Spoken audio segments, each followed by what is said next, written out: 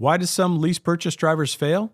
On this episode of Driven Too Far, we're digging into the most common issues that lease drivers experience. Hello, I'm Andrew Winkler with Chief Carriers, and this is Driven Too Far, the truth about trucking, a podcast that helps over-the-road truck drivers balance career and family. Hey, welcome back to Driven Too Far. On today's episode, we're talking about common pitfalls that drivers find in leasing programs. And we're going to focus on the driver side of that. I think that's really important to talk about.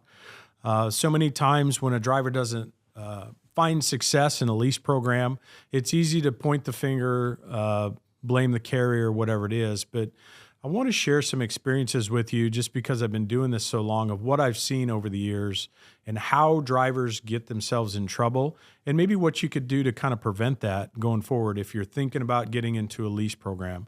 So let's kick it off with maintenance, first of all. I think that's where a lot of it certainly can start.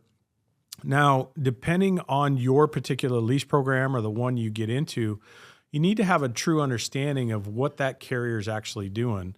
Are you kind of on your own for maintenance and they're telling you when your truck needs service or PMs and stuff like that?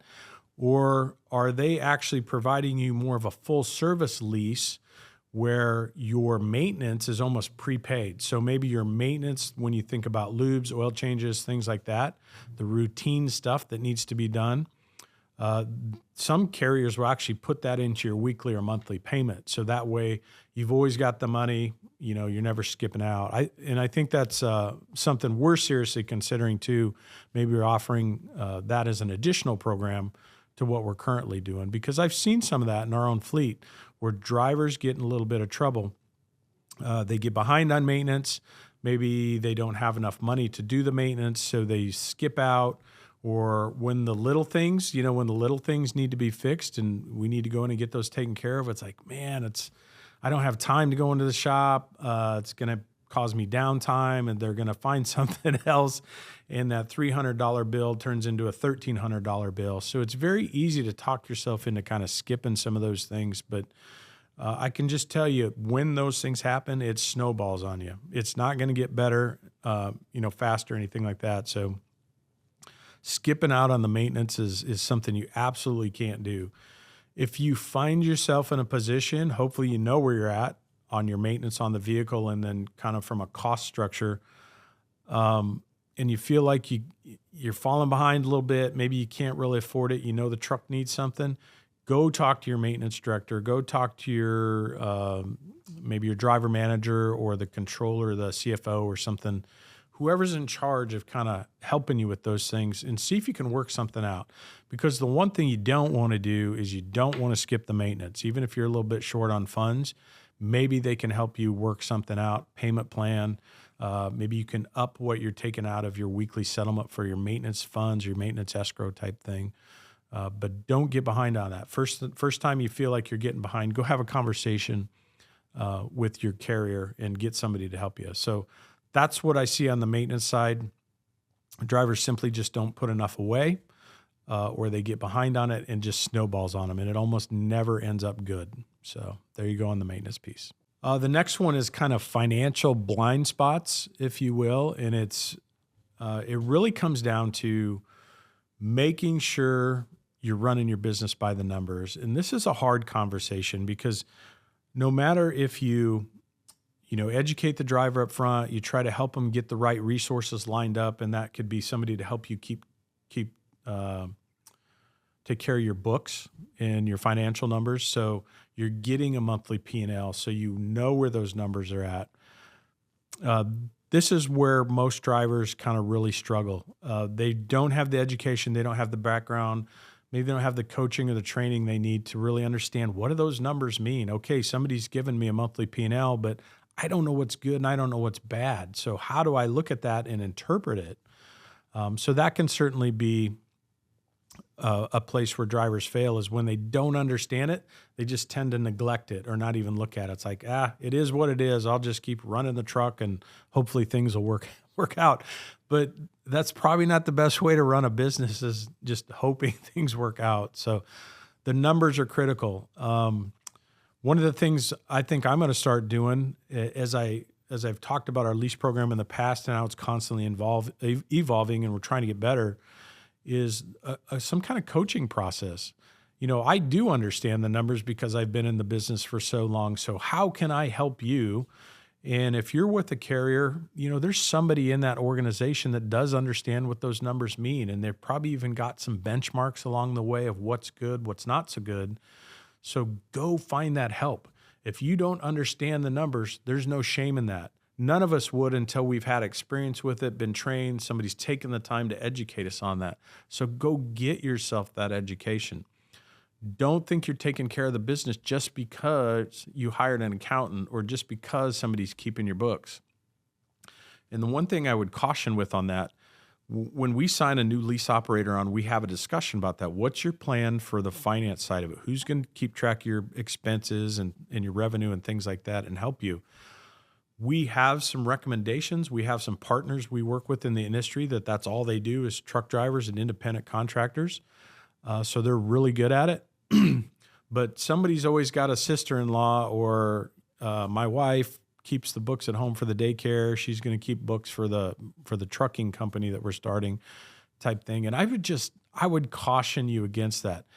Hiring a professional that understands trucking and transportation is really not that much money. I'm talking $1,200 a year, $100 a month type thing.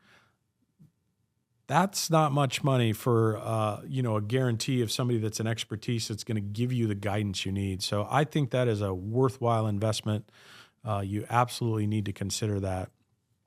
Be cautious about your buddy that does taxes, or maybe you've been associated with a certain accountant for a lot of years and they've always done your taxes. I'll just hire them type thing. Maybe that can be successful. Maybe they've worked with other truck drivers and trucking companies and stuff. But a lot of times, if you don't understand the industry and the deductions that you're allowed as a driver, you might be missing stuff and you might end up paying more tax than you should and stuff. So I think it's really worth the effort to go out and find somebody that specializes in transportation and trucking. Time off troubles. This is one I see, and I probably talked about it before, but when you were a company driver, you got paid vacation, right? And maybe that started right away when you started. Maybe you had to work a year before they give you a week or 2 weeks off type stuff. But the idea was, if you had a medical appointment, if you had something going on with one of your kids, if you were going on vacation or maybe around a holiday with family doing something, you could take those vacation days as paid vacation days and the income was still there. When you go independent, it doesn't work like that. You're responsible to pay yourself vacation. So there's nobody paying the bills. There's no extra money coming in for those days off. And one of the things that's so hard for owner operators and lease operators to balance is that time off, because it's always about the family pulling you, towards the house. I need to spend more time with my spouse and my kids and my family. And of course, who doesn't want to do that? So there's nothing wrong with it. It's just that you've got to plan and you got to understand there's a consequence for doing that. Now that you're a small business owner, those days off, that means that asset is sitting still. It's not making revenue, but the payments, the bills, the insurance, the truck, all those things don't stop when you're taking time off. And even when you think it's like, you kind of think through, it's like, oh, it's only a couple days or it's only extra day here or there. It always seems to catch up with the drivers. And just a quick story about a couple I know that this is what probably has them upside down a little bit in their program, because they like to take time off in the summer. Maybe they go camping and it's tradition. It's something they've always done.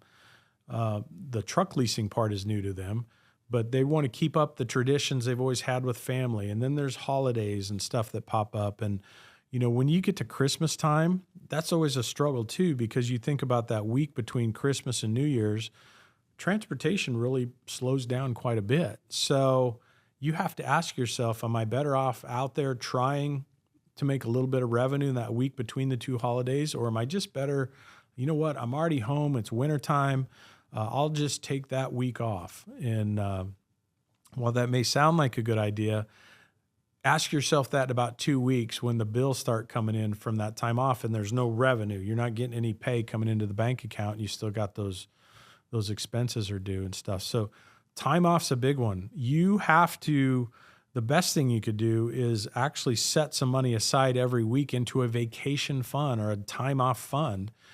And then when you've got enough money set aside and you can afford to take those days off, that's when you take the days off. You have to be very disciplined with that because it'll get people upside down so fast. On top of that, not just your regular pay that you're paying yourself to drive the truck, you may be putting money away on a week-to-week basis for your maintenance funds to take care of things. Well, all of a sudden, the maintenance fund isn't getting fed either on those days off. So you find yourself short in other ways too. Man, I'm probably going to sound like Dave Ramsey a little bit here, but it's lack of preparedness for emergencies is another one. And it happens to all of us. It doesn't matter if you're a driver or, work in an office or a totally different industry and stuff, but those things hit you when you least expect it. And, do you have funds set aside to tackle that or to help you through that? Because maybe you're doing a really good job running your trucking business. You're on top of your maintenance, you're on schedule. You've got some funds set aside for vacation, whatever that looks like. But all of a sudden the garage refrigerator goes down. You got to replace that. So there's $800 you weren't planning on spending a new freezer thing in the garage. Oh man, the air conditioner's acting up in the house. We always joke about things happening in threes and stuff. And I feel like I've gone through some of that this last year. We've replaced so many appliances. I feel like we have a whole new house. It's been a refrigerator. The dishwasher went out. The garbage disposal was acting up. It's just like, man, when's this going to end? And those are things you weren't really counting on, right? Now, did I happen to have some money put away? Yeah, we're okay with that stuff.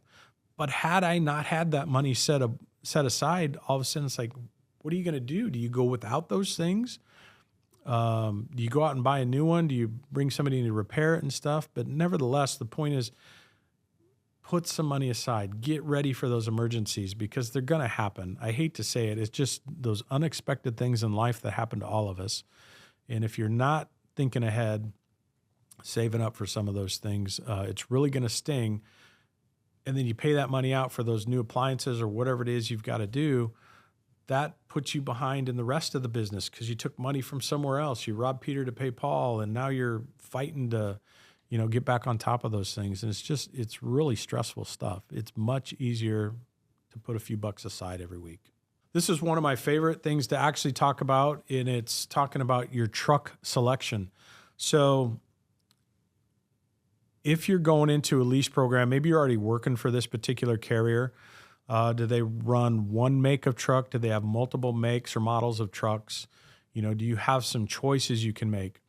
Maybe you're not going to lease onto your current carrier. Maybe you're searching lease programs out to see what everybody's got. Hey, I'm like everybody else. I'm attracted to that beautiful, sharp truck that's clean and maybe it's got some chrome on it. Whatever that looks like, whatever your thing is. You like the long nose stuff. You like the sharp, more modern aerodynamic look. But I've seen drivers, they don't feel like they're making a mistake because they're like, man, this is the truck I want. Now I found a company that leases this make and model of truck that I've really been after. And this is my way to get it. 100% understand that. That's very attractive. We happen to offer, we've got 2 different makes in our fleet and 3 different models, let's say. So drivers really have 3 choices of trucks in our particular case. It's not unusual for drivers to go for the big flashy truck. We've got one that's a model that's it's damn good looking truck, right? And we bought them, we spec'd them a certain way because we wanted a sharp looking unit out there. We do that to attract drivers. We want customers to see that, what our fleet looks like, that we maintain it well, it's sharp, we're professional, all those things. But the reality is this model of truck gets a mile per gallon less than the other 2 models of trucks. So as you're going through lease decisions, which truck are you going to lease on? And while part of your brain tells you, I know I should probably do this one because this is the right choice to run a business. It's going to get better fuel mileage, which is going to save expense over the course of the year. But man, that other truck is really good looking. And I feel like, if I get into that particular truck, I feel like I've made it. as an owner operator and I'm something different, it makes you feel different other than a company driver, right? Makes you feel proud. So that's a choice you got to make. But a lot of guys go for the flashy truck. Doesn't mean, everything else they're doing in their lease purchase or independent career, they're doing it right. They're running their business right. They're running the miles. They're keeping their books up. Their maintenance is good, but they're leaving money on the table. I can just tell you from a fuel mileage standpoint, this is one of the exercises we go through in our workshop to show drivers the numbers. And their eyeballs, usually get pretty wide when you look at the numbers, but it can be anywhere from $10,000 to $15,000 a year just in the truck you pick. So I always ask the guys, I said, hey, if I were to write you a check for 10 grand right now, would you take it? Like, hell yeah, I would take it and stuff. I'm like, okay, well, that's the choice you're making right now. You're making a choice between $10,000 or not. And like, yeah, I get it, but man, I really want this other truck. So truck choice is a big deal. That's just the looks of and the fuel mileage and stuff. The other side of that story is, what about the maintenance? What about the actual cost to operate, the cost of ownership of the truck? So that's something you need to understand and really get into and look at. Probably the best thing for you to do is go talk to a fleet maintenance director that has run multiple models of trucks. Maybe it's the current fleet you're in. Maybe you know somebody else where you worked previously. But you're really looking for their overall expertise. This is somebody that's been in the industry for a while. They've worked on Freightliners, Kenworths, Peterbilts, Internationals, whatever that is. And just going and said, your experience over the 15, 20 years, what's the best truck out there? What are you buying for your fleet and why? And I can guarantee anybody that it runs a sizable fleet is we care about the cost of ownership of that truck. And that's not only just the purchase price, but what is it going to cost me after the purchase? How often is this thing going to be in the shop for not just routine maintenance, but things other than routine maintenance? If I'm going to have DEF issues, I might have wiring issues with this particular brand of trucks. What are these trucks known for problems? And we've certainly had some experiences too that, we've had some injector issues with a certain make and model of a truck or an engine. I can think of wiring harness issues where it's just super frustrating. These things shouldn't be happening. And then we've got this other brand of truck that we run that, it's pretty damn solid. We don't have a lot of issues with them. So the question becomes, why are we running these brands when this one seems to be so much better? And on a cost of ownership basis, that's the smart choice. But that's the advice you're looking for. I'd be cautious taking it from another driver, taking that kind of advice. You really want to seek out somebody that's had experience with the different makes of vehicles and say, what's the best setup? What am I really looking for? If I want to maximize the income and the profit of my business, what's the best thing I can buy out there? Now, some of you won't like the answer because it's probably going to be an aerodynamic this brand or that brand. And, maybe that isn't what you're chasing. Maybe you're chasing that long nose truck that just makes you feel like, I've really made it and I'm an owner operator. But the reality is the long nose trucks, the square nose trucks, they aren't going to compete ever with the aerodynamic ones. And that's why you don't see big fleets running long nose stuff. It just makes no sense. The last thing I'd leave you with when I think of the failures of where lease operators fail and why they tend to fail is this is something that's probably happened more recently in our own fleet, and we've had to kind of look inward, look in the mirror, so to speak. But it's the communication. How important is that communication between that lease operator and dispatch, that lease operator and maintenance, those types of things? I think it's pretty dang important. In fact, when you go independent, and you're doing that for a reason. You're doing that because you want more load choices. You want independent status. You want to be your own boss. You don't necessarily want to have to be a company employee and follow all that company's rules. But you can't remove yourself too far when that happens. So you still got to maintain that communication. What I have seen from drivers that go lease operator and all of a sudden they get a little bit bigger head, a little bit bigger ego about stuff, and I'm calling the shots. I'm going to tell you what I'm going to do. Dispatch, you're not going to tell me. You're not going to force me to go here, take these loads I don't like, which is fine. You know what? That's part of the reason you became. But how's it hurting your business? How are those decisions affecting your business? And remember, you went into business because you thought you were going to make more money as a lease operator. So how are those independent decisions affecting your bottom line? That's a struggle that some guys have, drawing that connection between the two. And it has a big impact. So the communication with dispatch and the rest of your organization, if you're leased onto a carrier, don't let that crumble away. And don't think you don't need it. Don't think it's not important anymore, because it's probably even more important than it was as a company guy. As a company guy, they're already trying to maximize the revenue on those trucks and the return on those trucks. So they're just dispatching loads that are going to do that. As an independent driver, all of a sudden, they're not probably as concerned for you because you're making the calls. You're making the shot, the judgment calls on things and stuff. So they may not be looking out for you like they once were. You got to make sure that communication and that partnership still happens. So don't fall apart when it comes to the communication part. I've seen a lot of failures that way too, where all of a sudden the independent became too independent, and it ended up hurting their bottom line and their business results. So that's kind of where I'm at. That's really where I see some of the most common failures, where lease guys don't quite make it, or they don't get the outcomes they want. It's maintenance for sure. It's relationships and communication with dispatch. Maybe truck choice comes into that. Usually the truck choice doesn't make them fail, but they could have better results with a different truck choice. Time off is a big one. Like I said, just not planning for it. So you got to plan for it. Put your own vacation fund away. Once you get behind on bills, it's really tough to get caught back up. It's just not one of those industries where the money's coming in so fast that you can just get right back on top of stuff, because about the time you get behind because you took too much time off and didn't plan for it, then the truck breaks down and then you got something else and things just start to snowball on you. So that's one of the things too. The most successful guys I see are the ones, they run hard, they run consistent, they're very disciplined. They go home when they're supposed to, they come out of the house when they're supposed to, and they're really good about putting money away. In fact, where we have some different escrow accounts for drivers for maintenance and things like that, they just keep piling money in those escrow accounts because it just becomes a savings account.